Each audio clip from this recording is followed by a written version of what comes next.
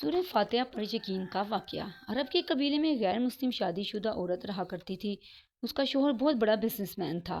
ایک مرتبہ اس نے سنا کہ ملک عرب یعنی مکہ میں اللہ کے آخری نبی جو اللہ کی محبوب نبی ہیں ان پر ایک سورت نازل ہوئی ہے جس کا نام ہے سورہ فاتحہ، جس میں ہر بیماری سے شفا موجود ہے اور جس پر بھی دم کی جاتی ہے یا پڑھ کر پھونکی جاتی ہے وہ انسان اچھا ہو جاتا ہے، یہاں تک کہ اس میں بے شمار برکات ہیں۔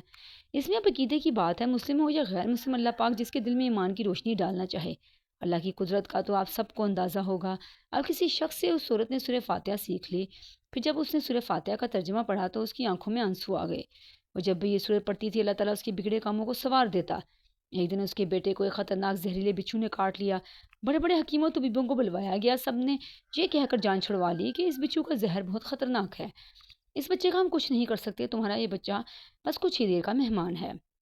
ماں کا رو رو کر برا حال تھا اور شوہر اپنے خداؤں کی عبادت کر رہا تھا، ان سے مدد مانگ رہا تھا۔ پھر جب کوئی حل نہیں نکلا تو اس عورت کو یاد آیا کہ سورہ فاتحہ کے بارے میں اس نے پڑھا ہے کہ اس میں ہر بیماری سے شفا ہے۔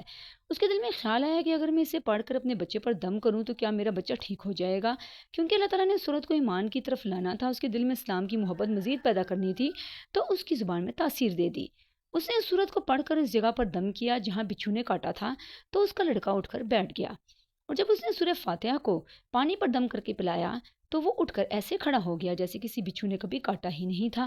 اس کا شوہر دوڑتا ہوا اس کے پاس ہے اور کہنے لگا کسی طبیب نے اور کسی حکیم نے اسے ٹھیک نہیں کیا، تو تم نے ایسا کیا عمل کیا جو یہ بچہ ٹھیک ہو گیا؟ اس نے کہا کچھ بھی تو نہیں، بس ایک صورت ہے جو ہر بیماری کو ٹھیک کر دیتی ہے، بس وہ مجھے یاد تھی، میں نے پڑھ کر اپنے بچے پر دم کیا اور اس کا پانی پلایا، دیکھو کیسے ٹھیک ہو گیا ہمارا بچہ۔ اس کا شوہر بجائے خوش ہونے کے اس سے ناراض ہو گیا کہ یہ تم کیا جادو کر رہی ہو۔ اس کی بیوی کہنے لگی زندہ صحیح سلامت ہے ہمارا بچہ، ورنہ ہم سے بچھڑنے والا تھا۔ اس نے کچھ نہ سنا اور اپنی بیوی کو ڈانٹنے لگا کیونکہ اس سے اسلام سے نفرت تھی۔ جب اس کی بیوی یہی عمل کرنے لگی تو اس کو اپنی بیوی سے بھی نفرت ہو گئی۔ اب اس نے اس پر ظلم کرنا شروع کر دیا، ہر روز اس کو مارتا پیٹتا اور کہتا کہ اب میں نے تیرے منہ سے یہ صورت سنی تو یاد رکھنا تیری کھال کھینچ لوں گا۔ اس کو اللہ کے کلام پر بالکل یقین نہیں تھا، جبکہ اس کی بیوی کو اللہ کے کلام پر یقین ہو گیا۔ اب اس عورت کی اللہ تعالیٰ نے کس طرح مدد کی یہ بھی بڑا ایمان افروز ہے۔ اس عورت کا شوہر جب گھر سے کام کرنے کے لیے نکلتے وقت جب اس نے اپنا جوتا پہنا تو اس میں وہی بچھو موجود تھا جس نے اس کے بیٹے کو کاٹا تھا۔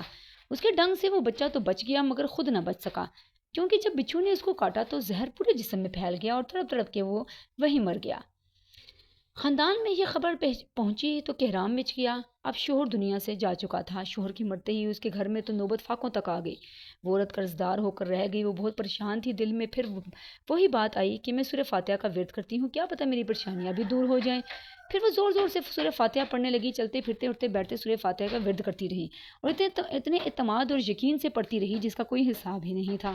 جب کوئی بندہ اللہ تعالیٰ سے امید لگاتا ہے تو اللہ تعالیٰ اپنے بندوں کی دعاؤں کو رد نہیں کرتا۔ پھر یوں ہوا کہ 7 دن کے اندر اس کو خوشخبری مل گئی کہ اس کے کاروبار کو سنبھالنے کے لیے اس کے شوہر کا دوست آ گیا۔